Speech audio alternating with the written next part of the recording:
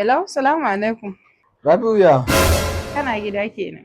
Eh, wallahi da kika san bana rabuwa da madad ɗina.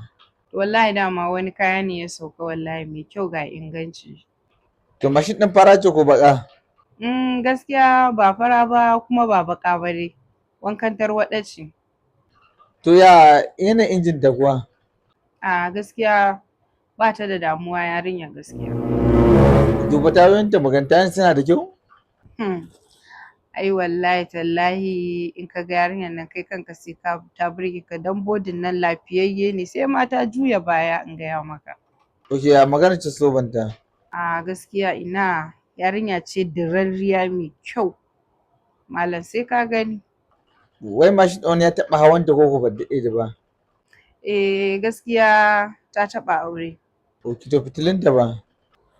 Gaskiya wannan gabanta a tsaye yake gyam gyam in gaya maka. Ok, to shikenan tura min hotunan mashin ɗin. Wannan mai sauƙi ne yanzu zan tura maka hotunan ta WhatsApp sai ka duba ta ka gani.